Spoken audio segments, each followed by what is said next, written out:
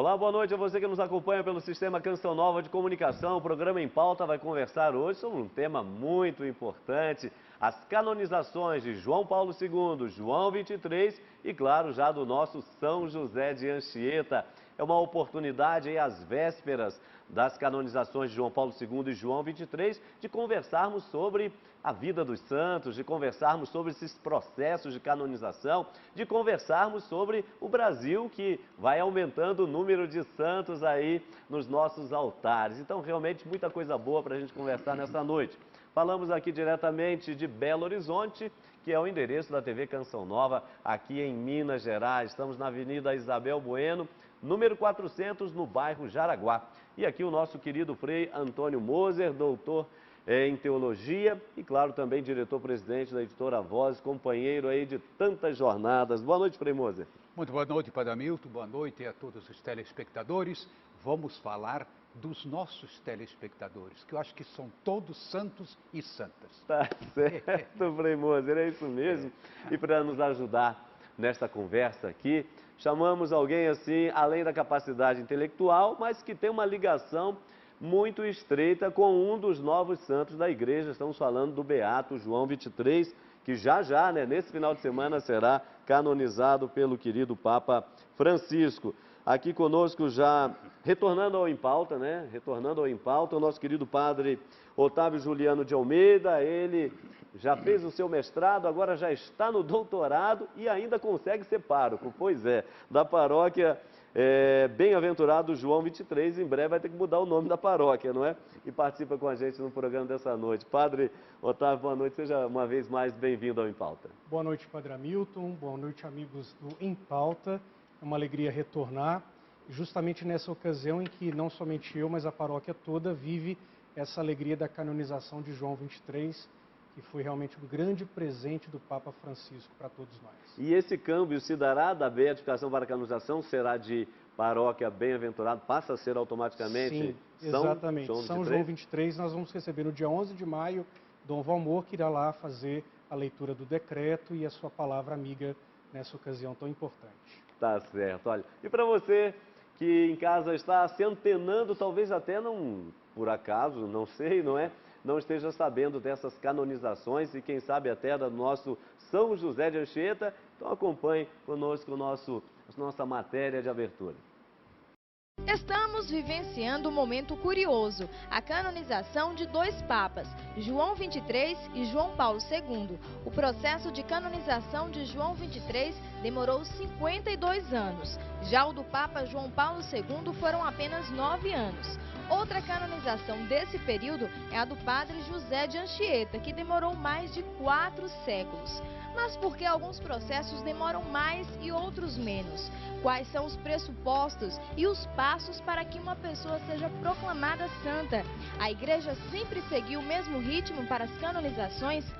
A Igreja sempre nos chama a viver a santidade. Como ser santo em nossos dias, quando todos temos consciência tanto de nossas sombras quanto das sombras dos outros? Canonização dos papas João 23, João Paulo II e José de Anchieta. 3 perfis de santidade no Em Pauta desta noite. Ok, tá aí para você ter uma panorâmica do nosso programa.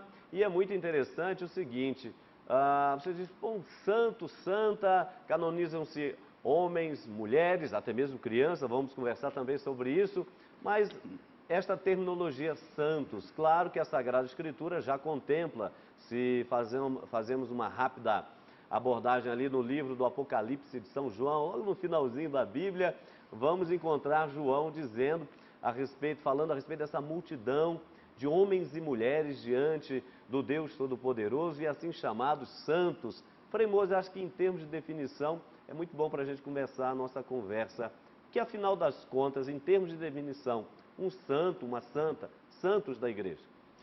Olha, você pediu algo de impossível, definir um santo, porque cada um tem um perfil diferente.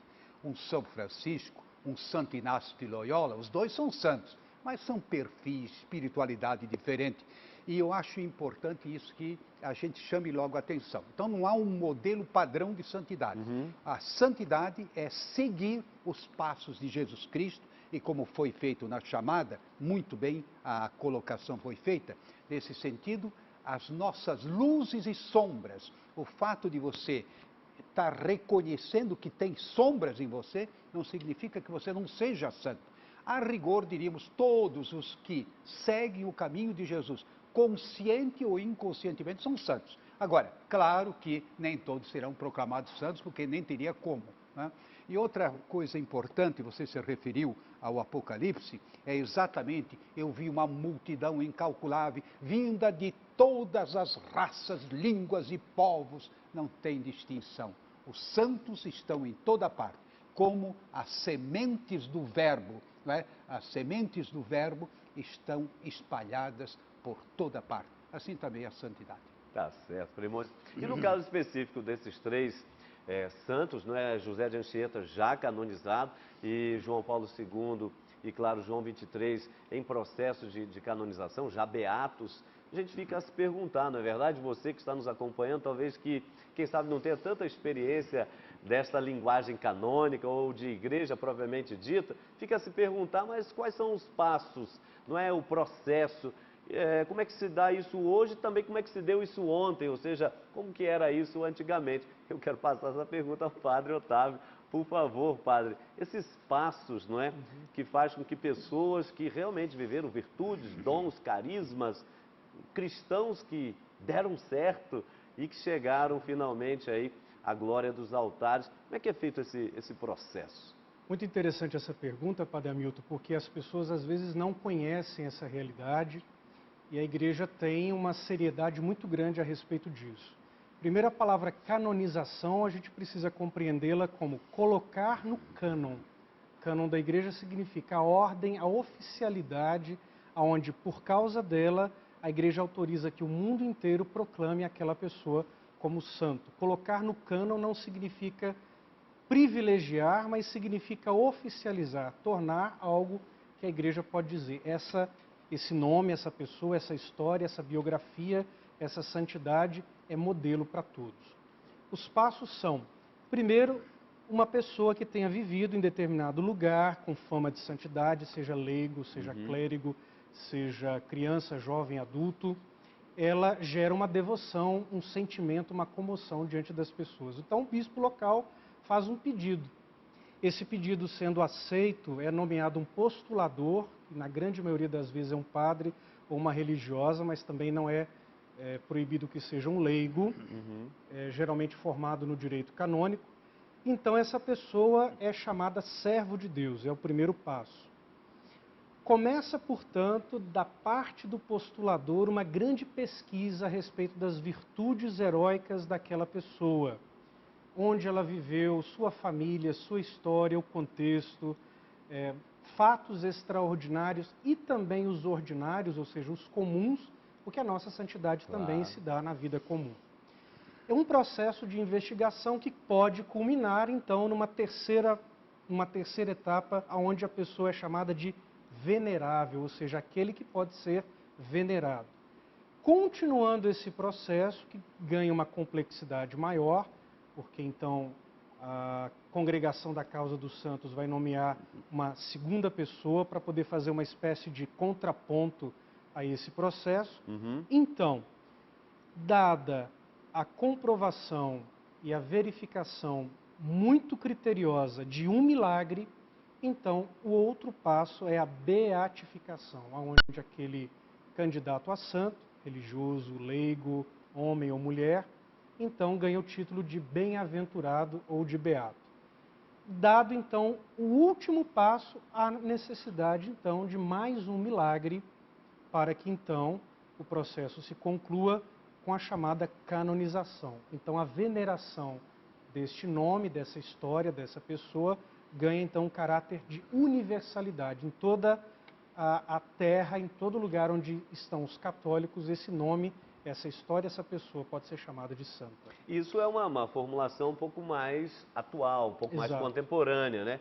Antigamente, se voltarmos um pouco aí, quem sabe, à Idade Média ou até um período anterior, não é? Parece que a coisa era um pouco mais da linha da aclamação também, acontecia nesse sentido?